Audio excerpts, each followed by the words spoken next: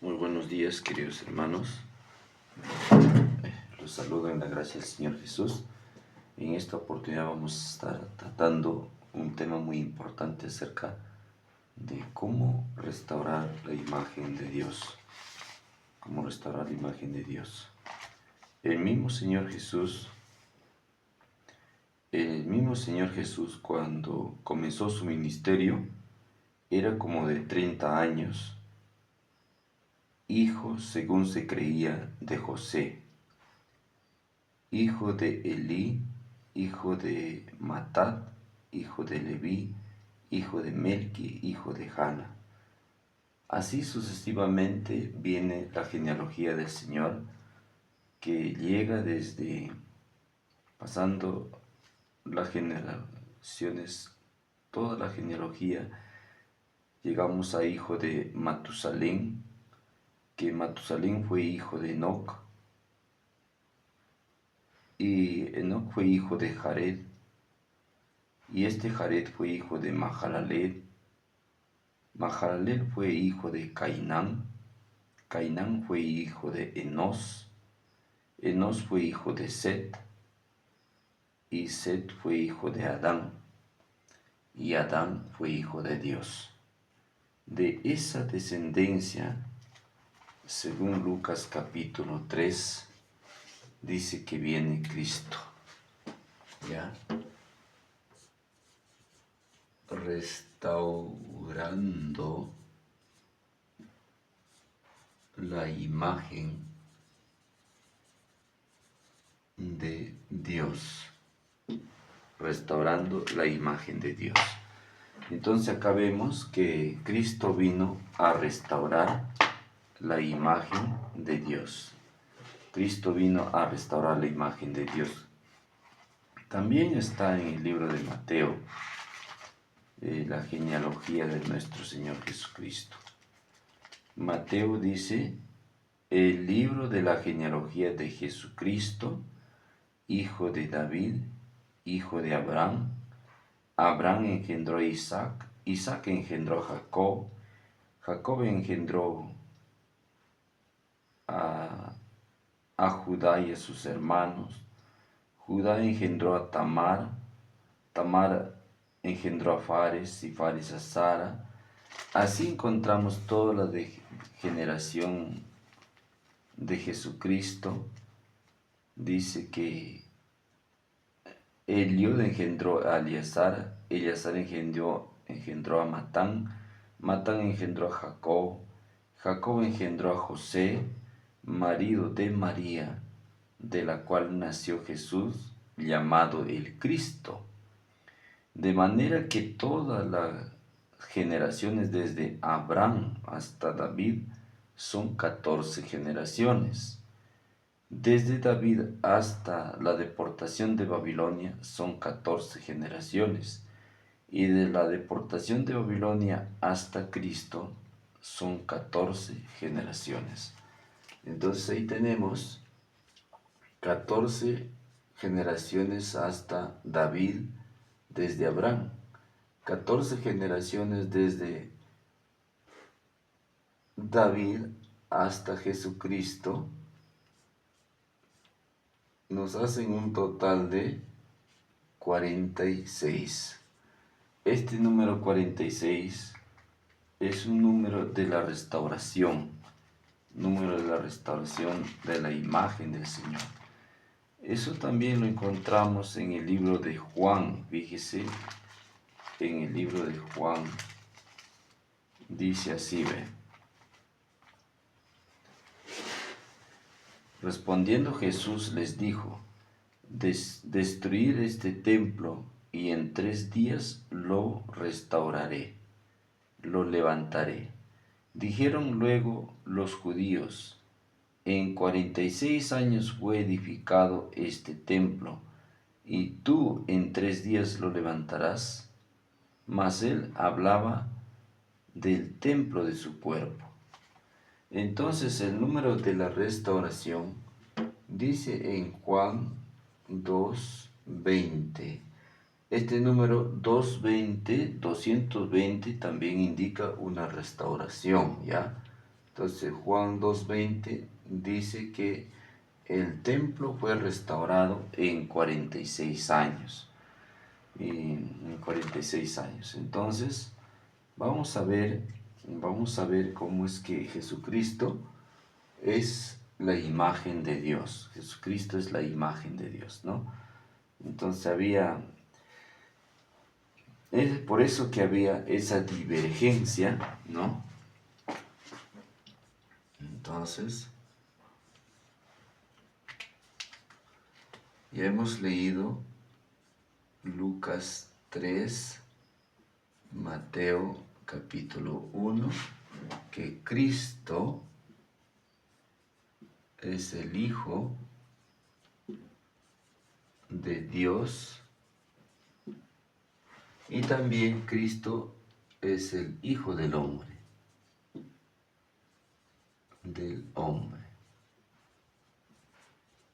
¿ya? El Hijo del hombre.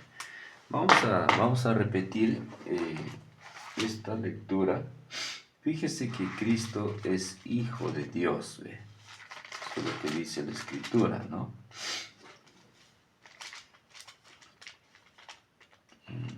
Dice Mateo 1, libro de la genealogía de Jesucristo, hijo de David, hijo de Abraham. Y Jacob engendró a José, marido de María, la cual nació Jesús llamado el Cristo. Entonces aquí encontramos que Jesucristo es hijo de David, hijo de María,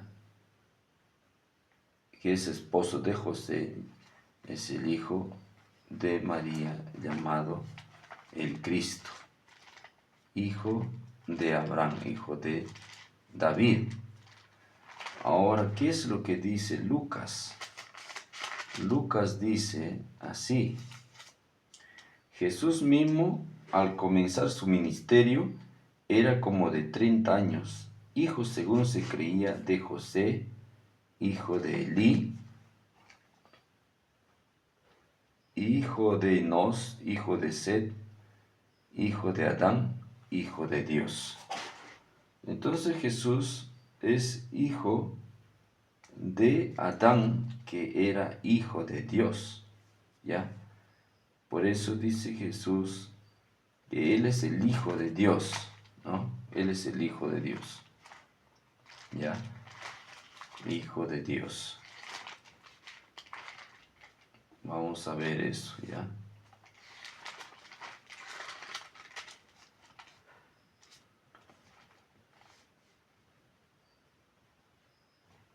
Hijo de Dios.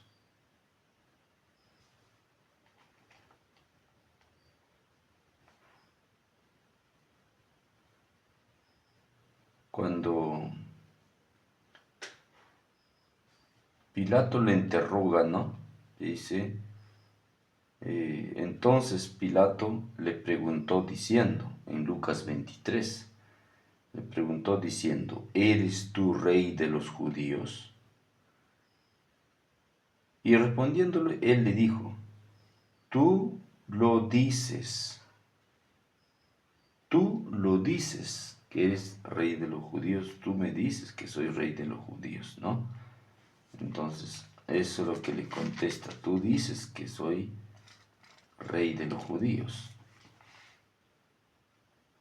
Entonces, cuando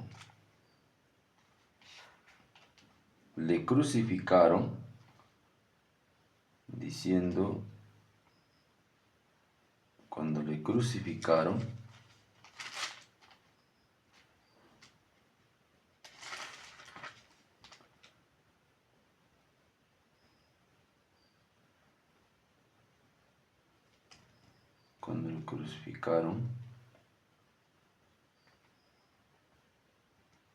vamos a ver en el libro de Marcos qué nombre le colocan cuando le crucificaron. Mire, Marcos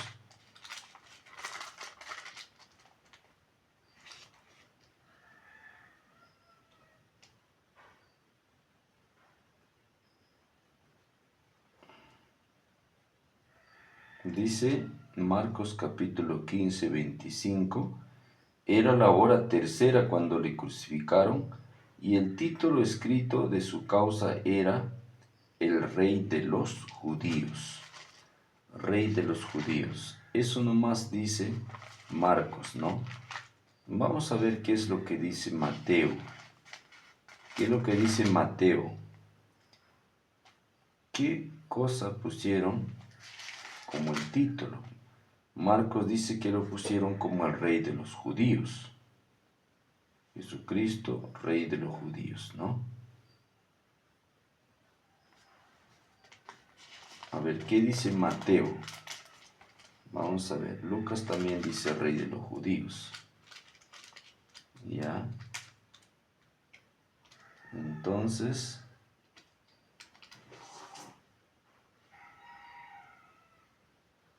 Mateo dice que y pusieron sobre su cabeza su causa escrita. Este es Jesús, el Rey de los Judíos. Eso es lo que dice Mateo. Eso es lo que dice Mateo. Y Lucas también dice, había también sobre él un título escrito con letras griegas, latinas y hebreas, en 3 idiomas, griegas, latinas y hebreas. Este es el Rey de los Judíos, en 3 idiomas. ¿Ya? Entonces, Jesucristo, el Hijo de Dios, el Hijo del Hombre, fue crucificado. Entonces, cuando el hombre pecó, Cristo es Hijo de Dios, Hijo del Hombre, tenía la imagen. Pero en Juan 8:44, vamos a leer en qué se convirtió el hombre. Vosotros sois de vuestro padre el diablo, y los deseos de vuestro padre queréis hacer. Él ha sido homicida desde el principio y no ha permanecido en la verdad, porque no hay verdad en él.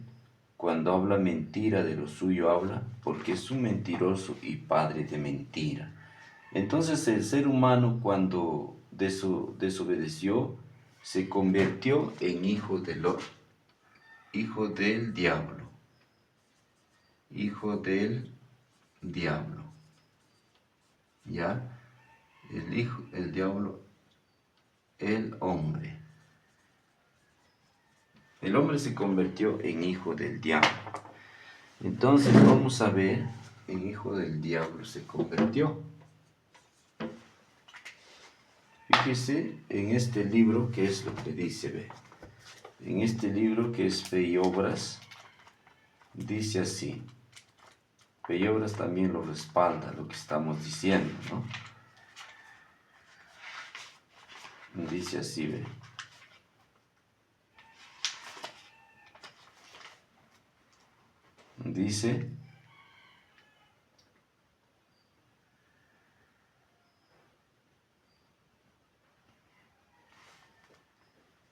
Dice, el perdón y la justificación son una y la misma cosa.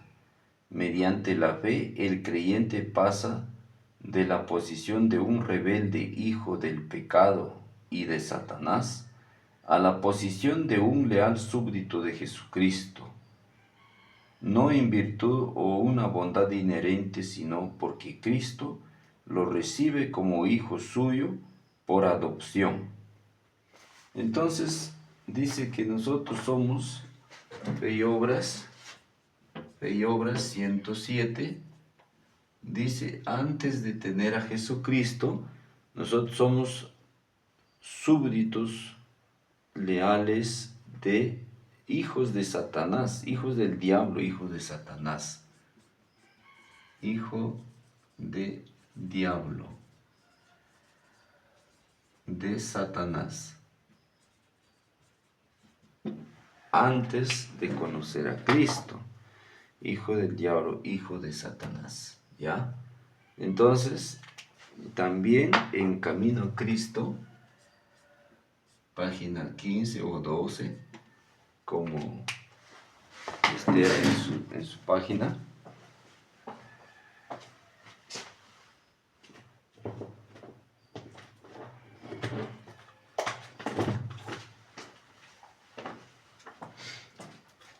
Como esté en su página, fíjese lo que dice aquí, queridos hermanos, fíjese lo que dice aquí. Lo mismo dice aquí, ve. Dice que el hombre estaba dotado originalmente de facultades nobles y de un entendimiento bien equilibrado. Era perfecto y estaba en armonía con Dios. Sus pensamientos eran puros y sus designios eran santos. ¿Ya? Designios santos. Entonces, el ser humano era al principio puro y santo. Tenía la imagen de Dios. ¿Ya? Tenía el hombre la imagen de Dios. Punto 4, entonces, fíjese, ahí mismo está diciendo ahora que, pero por la desobediencia sus facultades se pervirtieron y el egoísmo sustituyó al amor. Su naturaleza se hizo tan débil y por la transgresión que le fue imposible por su propia fuerza resistir el poder del mal. Fue hecho cautivo por Satanás. Entonces acá dice que el hombre se volvió cautivo de Satanás. Cautivo,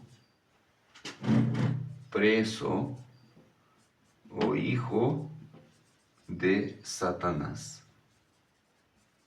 ¿Ya? Se hizo cautivo, preso o hijo de Satanás. Entonces, ¿cómo así? Violando el principio de Dios. Mira, violando el principio de Dios. ¿Ya? Cuando dice, y vio la mujer que el árbol era bueno para comer, y era agradable a los ojos y árbol codiciable para alcanzar sabiduría. Y tomó de su fruto y comió, y también dio a su marido, el cual comió así como ella. Entonces fueron abiertos sus ojos de ambos y conocieron que estaban desnudos. Entonces cosieron hojas de higuera y se hicieron sus propios vestidos. Génesis 3:6, ¿no? Génesis 3:6. Isaías 64:6 dice que su condición quedó totalmente así, fíjense, ve. El ser humano dice que si bien todos nosotros somos como suciedad y toda nuestra justicia es como trapo de inmundicia, y caímos todos como la hoja y nuestras maldades nos llevaron como viento. Entonces, ¿cómo quedó el ser humano, hijo de Satanás? Sucio, inmundo y sucio.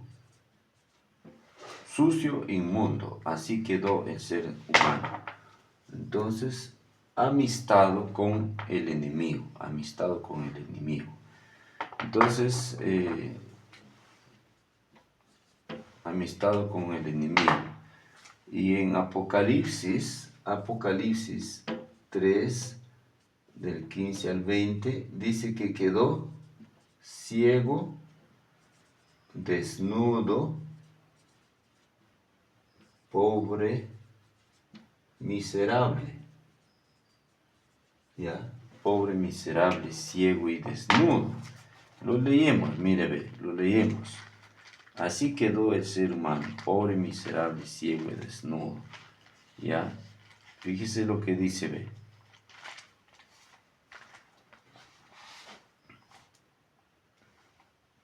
Yo conozco tus obras, que ni eres frío ni caliente, ojalá fueras frío o caliente, pero por cuanto eres tibio te vomitaré de mi boca. Tú dices que yo soy rico, me he enriquecido, de ninguna cosa tengo necesidad, y no sabes que tú eres desventurado, miserable, pobre, ciego y desnudo. Desventurado.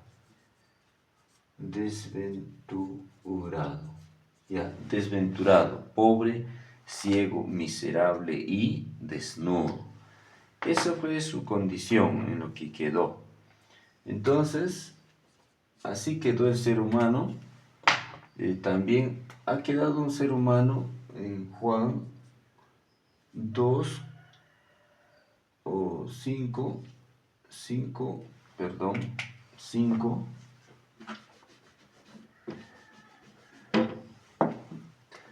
Juan 5, 42, Deuteronomio 32, 20.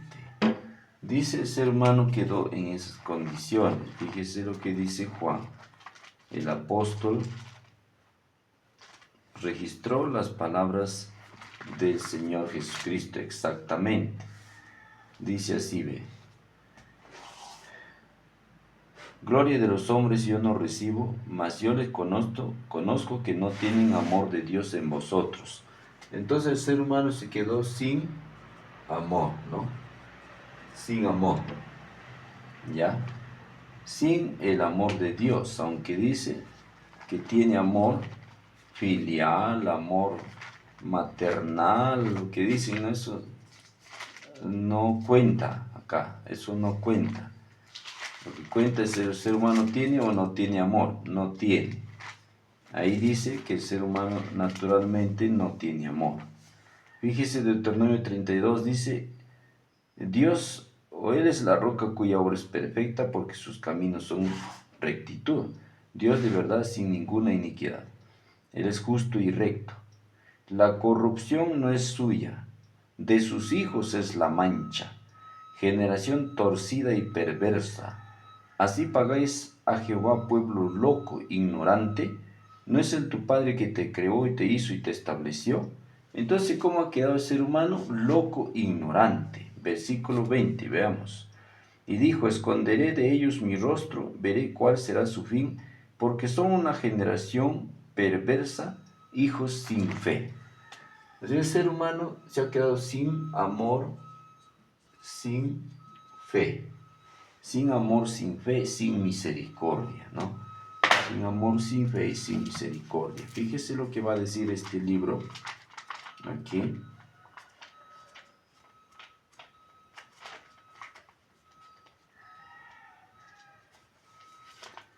Página 23. Este es Discurso Maestro Jesucristo 23. Escuche lo que dice aquí, ve. Dice así. Bienaventurados los misericordiosos, porque ellos alcanzarán misericordia. El corazón del hombre es por naturaleza, naturalmente, frío, sombrío, sin amor. Siempre que alguien manifieste un espíritu de misericordia y de perdón, no se debe al impulso propio, sino un influjo del Espíritu Santo, al Espíritu Divino que lo conmueve. Nosotros le amamos a Él porque Él nos amó primero. ¿Cómo es el corazón natural? Dice. El corazón natural dice que es frío, sombrío, sin amor y sin fe. Frío, sombrío, sin amor y sin fe, ¿ya? Entonces, 7, vamos a ver 7. Fíjese lo que va a decir Jeremías. ¿Cómo dice Jeremías? Mira. El profeta Jeremías dice así, ve. Escuche lo que dice Jeremías. Dice Jeremías capítulo 5, 3. Oh Jehová, ¿no miran tus ojos a la verdad? Los azotaste y no les dolió. Jeremías 5. Dice que cuando nos azotan no nos duele. ¿Qué cosas somos? Como máquinas, ¿no? Como máquinas robotizadas. No les dolió. Los consumiste y no quisieron recibir corrección. Endurecieron sus rostros más que la piedra y no quisieron convertirse. ¿Qué cosa somos?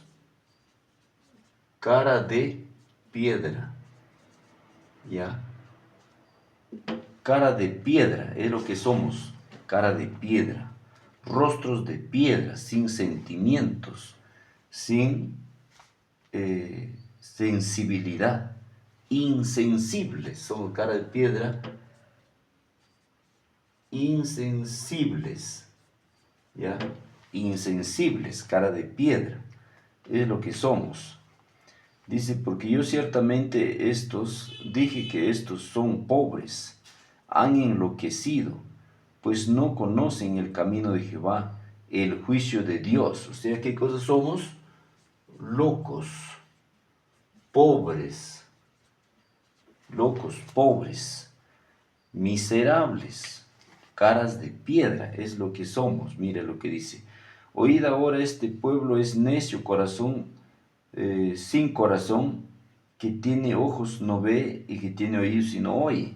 Somos como una vasija sin corazón, sin fondo, sin corazón, que no tiene sentimientos, que no tiene sensibilidad. No olvidaste, y además dice, somos ciegos, dice, ciegos, ¿ya? Ciegos y sordos. Somos como los ídolos mudos, cierdos y sordos. No obstante, este pueblo tiene corazón falso, rebelde, se apartaron y se fueron. Falsos. Mentimos, ¿ya? Dice así de Jeremías, ¿a quién hablaré y amonestaré para que oigan? He aquí que sus oídos son incircuncisos y no pueden escuchar. He aquí que la palabra de Jehová es cosa vergonzosa, no la aman. Tenemos oídos pero incircuncisos. Incircuncisos quiere decir que no nos convertimos, somos inconversos. No estamos convertidos, inconversos. Y dice acá, ve, así dijo Jehová, paraos en los caminos y mirad y preguntad por las sendas antiguas, cuál sea el buen camino, y andad por él, y hallaréis descanso para vuestra alma. Mas ellos dijeron, no andaremos. ¿Cuáles son las sendas antiguas? Son los documentos que están acá, las sendas antiguas, ¿ve? No amamos entonces las sendas antiguas, ¿no? Los documentos, fundamentos que fueron establecidos al principio. No la amamos, somos de otros caminos, de otros senderos. No nos gustan las sendas antiguas, entonces, ¿no? Dice, aunque el profeta dice, anden por las sendas antiguas, nosotros contestamos, no andaremos. Entonces también dice, puse en de vosotros, estas sendas antiguas vinieron en 1844, 1840 al 44, pero han sido restauradas estas sendas antiguas en el año 2001, 2005. Pero ahora el pueblo se ha olvidado de esas sendas antiguas, se ha olvidado de sus documentos, de su partida de nacimiento, de su fundación, de su plataforma. Rechaza la plataforma. Todo grupo religioso independiente rechazan también, igual que la organización adventista y los reformistas, también rechazan la fundación. Dice pues Jeremías, también puse sobre vosotros atalayas que dijesen, escuchen el sonido de la trompeta. Y ellos dijeron, no escucharemos. La trompeta sonaba en el 2001. ¿Qué es la trompeta? ¿A qué se refiere cuando se habla de trompeta? Cuando se habla de trompeta se refiere al mundo musulmán en la profecía. El mundo musulmán en la profecía, ese es el sonido de la trompeta, ¿ya? El sonido de la trompeta entonces es el mundo musulmán en la profecía. Eso está en la fundación. En la fundación, queridos hermanos. Entonces, no queremos escuchar el sonido de la trompeta. Esa es la verdad. Entonces dice también Jeremías dice, por tanto, oíd naciones, entended, oh congregación, de lo que les va a suceder. Oye tierra, y aquí traigo un mal sobre vosotros, sobre este pueblo, el fruto de sus pensamientos, porque no escucharon mi ley, no escucharon mis palabras y aborrecieron mi ley. Entonces viene un mal, queridos hermanos, viene un mal. Estamos en el juicio de los vivos y ya se avecina el decreto dominical. Entonces, queridos hermanos, ese mal viene por todas partes, se acerca el decreto dominical. Entonces somos así incircuncisos, inconversos, sordos, ciegos y también dice perros mudos que no sabemos ladrar. Entonces, punto número 8, vamos a ver aquí, ya, punto 8 dice así. Este libro que es Conflicto de los Siglos, fíjese, Conflicto de los Siglos, ya, Conflicto de los Siglos, 595, va a decir así, Conflicto de los Siglos, 595, ya, acá Conflicto de los Siglos va a decir así, ya, dice así, ve, 595. Consideremos lo que la Biblia enseña además respecto a los impíos y a los que no se han arrepentido y a quienes los universalistas colocan en el cielo como santos bienaventurados. Al que tuviere sed le daré beber de la fuente de la vida de balde. Esta promesa es solo para aquellos que tuvieron sed, solo para aquellos que sienten la necesidad del agua de vida y que la buscan a cualquier precio, lo recibirán. El que venciere vendrá de todas las cosas, dice, el que venciere heredará todas las cosas, y yo seré su Dios y será mi hijo. Aquí también las condiciones están especificadas. Para heredar todas las cosas debemos resistir al pecado y vencerlo. El Señor aclara por su profeta Isaías: decida al justo que bien le irá, ay del impío porque mal le irá, ¿ya? Mal le irá, porque según las obras de sus manos le será pagado. Pero aunque el pecador haga mal 100 veces, dice el sabio, y con todo le prolongan los días, sin embargo, yo ciertamente sé que le irá bien a los que temen a Dios, y por lo mismo que temen delante de él, dice, al hombre malo, empero, no le irá bien. Eclesiastés 8:12.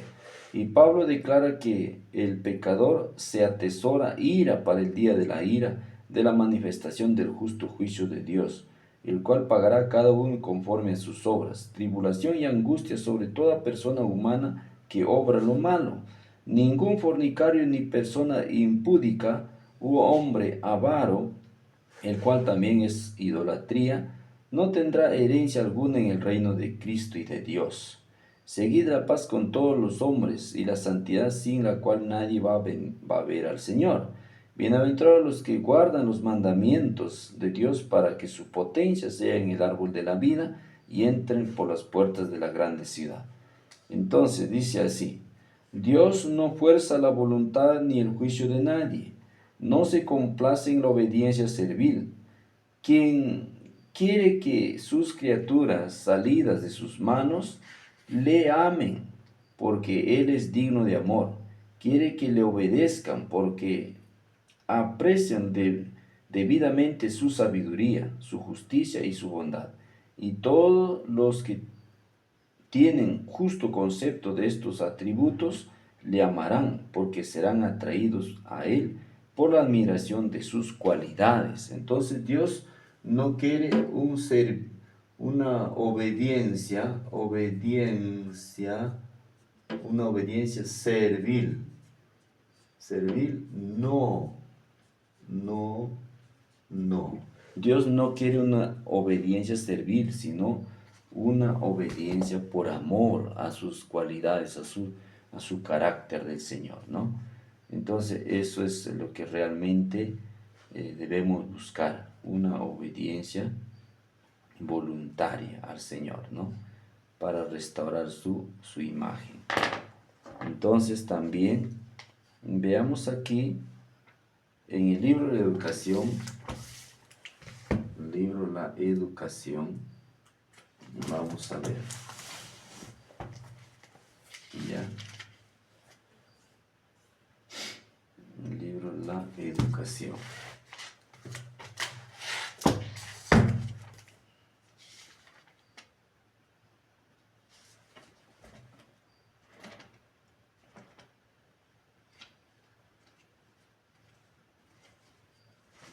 Entonces, el libro La Educación va a decir así.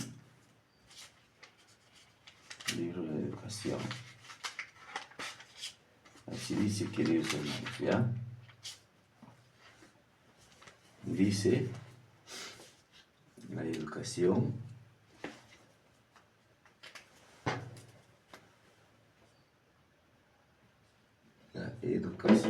página 15. Vamos a ver, queridos hermanos, dice así, ve. Dice, las Sagradas Escrituras son la norma perfecta de la verdad, norma perfecta de la verdad. Y como tales se les debería dar el primer lugar en la educación. Para obtener una educación digna de tal hombre, debemos recibir un conocimiento de Dios, el Creador, y de Cristo el Redentor, según están reveladas en la Sagrada Palabra. Cada ser humano creado a la imagen de Dios está dotado de una facultad semejante a la del Creador. La individualidad, la facultad de pensar y hacer. Los hombres a quienes se desarrolla esta facultad son los que llevan responsabilidades, de los que dirigen empresas, los que influyen sobre el carácter. La obra de la verdadera educación consiste en desarrollar esta facultad, en educar a los jóvenes para que sean pensadores y no meros reflectores de los pensamientos de otros hombres. En vez de restringir su estudio a lo que los hombres han dicho o escrito, los estudiantes deben ser dirigidos a las fuentes de la verdad, a los vastos campos abiertos de la investigación de la naturaleza y en la revelación. Contemplen las grandes realidades del deber y del destino, y la mente se expandirá y robustecerá.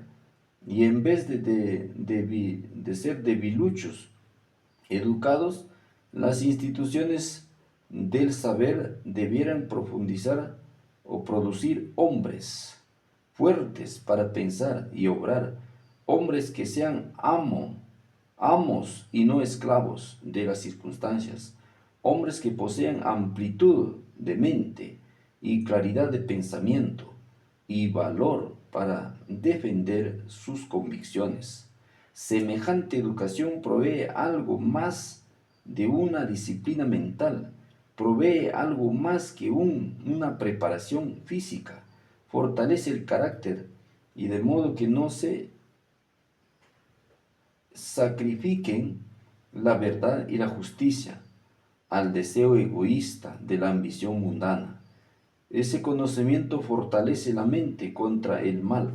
Entonces, según las Sagradas Escrituras, dice que debemos dejar un legado a los jóvenes, que ellos mismos investiguen por su propia cuenta, que sean grandes pensadores, grandes estudiosos, que restauren la imagen de Dios, no que sean unos meros autómatas que siguen el modelo de otros que han dejado, que dependan de otros, no, sino que dependan de la sabiduría de Dios, de la investigación de la sabiduría de Dios, del conocimiento de Dios, ¿ya? Eso es lo que dice este libro, La Educación. Entonces también vamos a ver en la página 502 de este libro, ¿ya? Este libro dice así, 502 de este libro, ¿ya? Dice así, queridos hermanos. Dice así, ve. Los papistas pueden ver que los protestantes se están engañando a sí mismos al cerrar voluntariamente los ojos ante los hechos del caso, a medida que gana terreno el movimiento en pro de la observancia obligatoria del domingo. Ellos se alegran de la seguridad de que ha de concluir por poner a todo el mundo protestante bajo el estandarte de Roma. Entonces, ¿cuál es el estandarte de Roma? Es el domingo, ¿no? Entonces los papistas se alegran que los evangélicos o el mundo protestante le obedezcan siguiendo sus dictados. Pero no estamos nosotros para obedecer a los dictados de Roma, sino a obedecer nuestras facultades, nuestras propias facultades, ¿no? Que deben estar sujetos a la palabra de Dios, ¿ya? Dice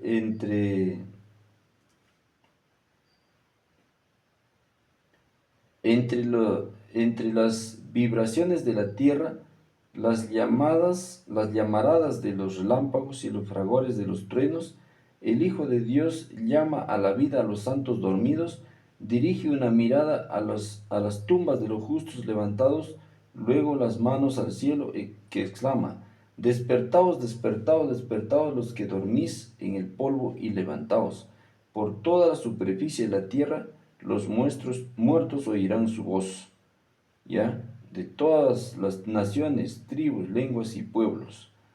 Entonces, estos hombres que respetaron principios puros de la palabra de Dios, aunque estén muertos, el hombre que fue creado a la imagen de Dios va a ser restaurado. Aún hayan perdido la vida, el Señor lo va a resucitar, ¿no? El Señor lo va a resucitar un día. Esta debe ser nuestra convicción, nuestra esperanza, que el Señor va a resucitarnos un día, ¿no? Aunque estemos muertos, el que cree en mí, aunque esté muerto, vivirá, ha dicho el Señor. Eso es lo que ha dicho el Señor, ¿no? El que cree en mí, aunque esté muerto, va a vivir, ¿ya? Esa es la esperanza que debemos tener. Página 93 de este libro se llama Hechos de los Apóstoles. Página 93, ¿ya? Dice así aquí, página 93. Dice así, página 93, dice: y habiendo decidido plenamente que los sacerdotes y escribas tenían razón, Saulo se volvió acérrimo en su oposición a la doctrina enseñada por los discípulos de Jesús. La actividad de Saulo en lograr que los santos hombres y mujeres fueran arrestados a los tribunales, donde los condenaban a la cárcel y aún a la muerte, por el solo hecho de creer en Jesús, llenó de tristeza y lobreguez a la recién organizada iglesia, e indujo a muchos a buscar la seguridad en la huida. Los que fueron arrojados de Jerusalén por esta persecución iban por todas partes anunciando la palabra. Una de las ciudades donde se refugiaron fue Damasco, donde la nueva fe ganó muchos conversos. Así que los sacerdotes y magistrados esperaban que con vigilante esfuerzo acerba persecución podría extirparse la herejía. Entonces Pablo se dedicó a extirpar la herejía supuestamente.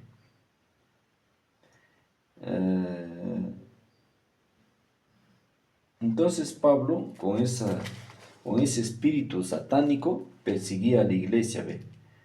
Entonces, dice: Saulo de Tarso, en la fuerza de su edad viril e inflamado de celo equivocado, emprendió el demorable viaje en que iba a ocurrirle el singular suceso que cambiaría por completo el curso de su vida. El último día del viaje, en mitad del día, Los fatigados caminantes, al acercarse a Damasco, vieron la amplia extensión de tierra fértil, los hermosos jardines y los fructíferos huertos llegaron por las frescas corrientes de las montañas circundantes.